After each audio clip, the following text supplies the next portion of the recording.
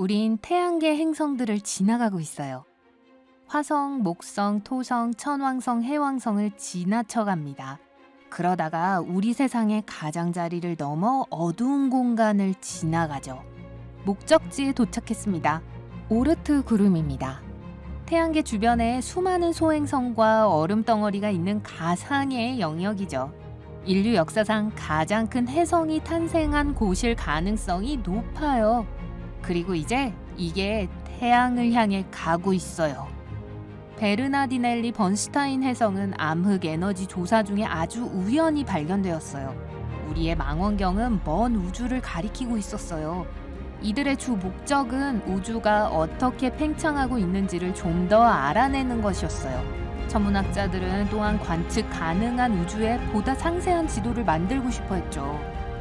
과학자들은 8만 개가 넘는 이미지를 분석하다 움직이는 물체를 발견했어요.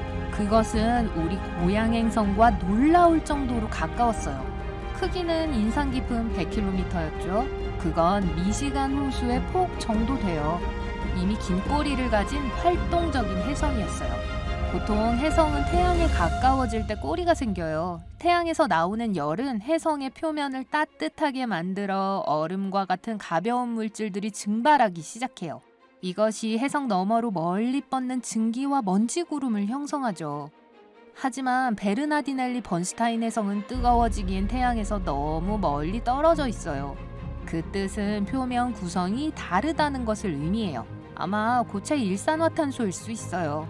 이것이 혜성의 밝기를 증가시키죠. 그래서 지구의 망원경으로도 관측할 수 있었던 걸 거예요. 우리는 베르나디넬리 번슈타인 혜성을 지구상에 떨어진 운석 중 가장 큰 운석과 비교할 수 있어요.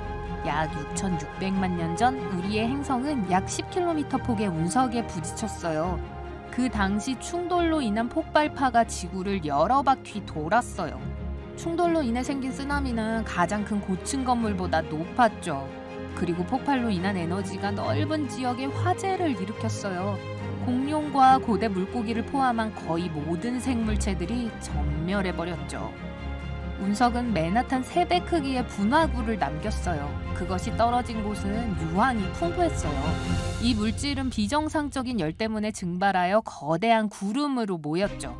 이것이 몇 주 동안 지구에 내리는 산성비를 유발했어요. 이번에 새로 발견된 혜성은 10배 더 커요. 만약 이게 지구를 향해 날아오고 있다면 충돌 훨씬 전에 육안으로 볼 수 있을 거예요. 밤하늘에서는 움직이는 별처럼 보일 거예요. 혜성이 우리 행성에 도착하기 며칠 전이면 낮에도 볼 수 있게 될 거고요. 또 긴 꼬리도 알아볼 수 있을 겁니다.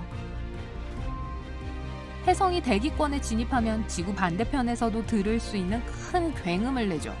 이때 공기와의 마찰로 혜성이 뜨거워지기 시작할 겁니다. 수많은 파편들이 운석 본체에서 떨어져 나와 지구에 떨어지게 돼요. 베르나디넬리 번슈타인 혜성이 행성의 표면에 닿자마자 우리는 태양보다 더 밝은 섬광을 볼 수 있을 거예요. 순식간에 엄청난 양의 에너지가 열로 변환될 겁니다. 이것이 지구 역사상 가장 강력한 폭발을 일으킬 거예요. 말 그대로 땅덩어리를 찢어서 공중으로 내던지게 될 거예요. 폭발파는 수백 킬로미터 이내의 모든 걸 태워버릴 겁니다. 나무를 부러뜨리고 구부리면서 다양한 방향으로 계속 퍼질 거예요. 어느 순간 이게 눈 덮인 산에 도달해서 많은 마을을 덮칠 거대한 눈사태를 일으키게 될 겁니다. 폭발파는 지구를 돌면서 모든 대륙의 건물들의 유리를 산산조각 낼 겁니다. 쓰나미 파도는 너무 높아서 해안 도시 전체를 덮을 수 있어요. 역사상 가장 강력한 지진은 땅을 부수고 깊은 균열을 만들 겁니다. 충돌 후 수십억 톤의 먼지와 재가 공중으로 떠오르게 돼요. 거대한 검은 구름이 태양광선을 완전 차단할 겁니다. 지구는 암흑 속으로 빠져들 거예요. 공기 중에 모든 잔해들이 녹기 시작할 겁니다. 액체 용암으로 변해서 다시 지표면으로 떨어져 더 큰 피해를 입히겠죠. 공기 중에 재와 먼지가 몇 달은 더 태양을 가릴 거예요. 이 기간 동안 지구의 온도가 몇 도 정도 떨어질 겁니다. 사람들뿐만 아니라 지구에 사는 다른 살아있는 생명체들도 깊은 대피소와 벙커에 숨어 있다 해도 이 사건에서 살아남을 수는 없을 거예요. 다행히 베르나디넬리 번스타인 해성은 지구에 접근하지 않을 겁니다. 현재 이 해성은 태양으로부터 약 20천문 단위 떨어져 있어요. 그건 지구에서 태양까지 거리의 20배예요.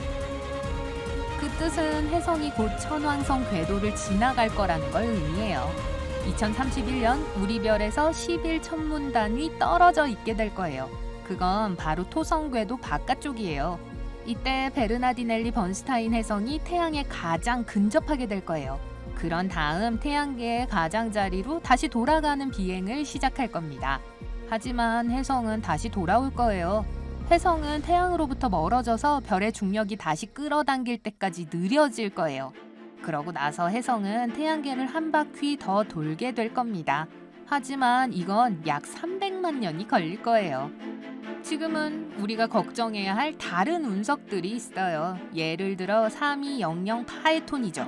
이것은 화성, 지구, 금성, 수성의 궤도를 가로질러요. 그런 다음 태양을 돌았다가 다시 돌아오죠. 이 주기는 약 523일이 걸릴 겁니다. 그리고 다시 시작되죠. 이 운석은 지구 궤도를 7.5 지구 달 거리로 가로지르기 때문에 잠재적으로 위험하다고 여겨지고 있어요.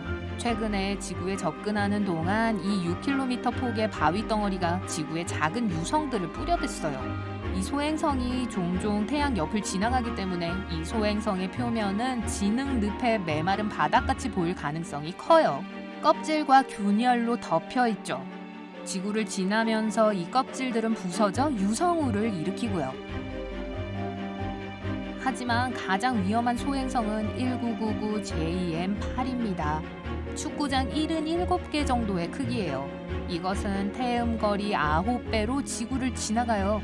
지구에 가장 가까이 오는 건 2137년 8월에 일어날 거예요. 만약 이런 운석이 지구에 충돌한다면 대륙 전체가 전멸할 수도 있어요. 전 세계는 거대한 쓰나미를 겪겠지만 이 사건에서 살아남을 수 있을 거예요. 그래서 자연적으로 과학자들은 이러한 재앙으로부터 지구를 보호할 방법을 모색하고 있어요. 첫 번째 해결책은 통제된 빅뱅입니다. 물리 법칙 중 하나는 한 방향으로 힘을 가하면 반대 방향의 반응이 일어난다고 합니다.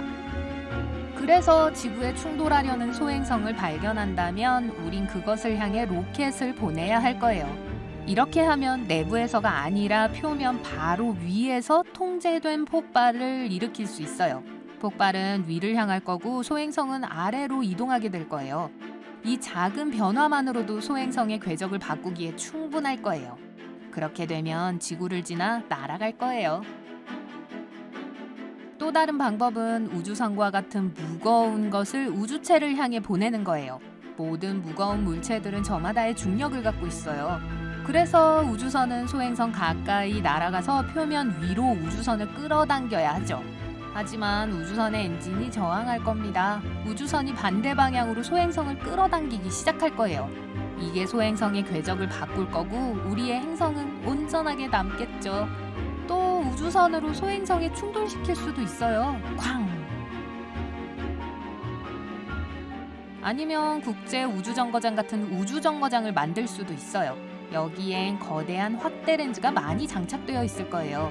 우리는 우주정거장을 태양에 가까이 보내 잠재적으로 위험할 수 있는 소행성을 찾을 수 있어요. 그런 다음 태양광선이 거대한 바위에 집중되도록 모든 렌즈를 가리킬 수 있어요. 열이 소행성의 표면에서 물질을 증발시키기 시작할 겁니다. 거기서 물리학이 다시 힘을 발휘할 거예요. 물질은 위로 증발하고 소행성은 아래로 내려가게 될 겁니다. 또 소행성의 호일 같은 반사 필름을 감쌀 수도 있어요. 보통 우주체는 태양광선의 대부분을 흡수해요. 하지만 만약 은박지로 소행성을 덮는다면 광선이 표면에서 튕겨서 나올 거예요. 이게 약한 추진력을 만들어낼 겁니다. 그 정도면 충돌을 피하기에 충분할 거예요. 그리고 물론 소행성에 로켓 엔진을 부착할 수도 있어요. 이렇게 하면 궤적을 바꿀 수 있을 뿐만 아니라 제어도 할 수 있을 거예요. 하지만 이건 소행성의 크기와 엔진 수에 달려있죠. 그러면 이 거대한 바위를 이용해 다른 더 큰 소행성들에 충돌시킬 수 있어요.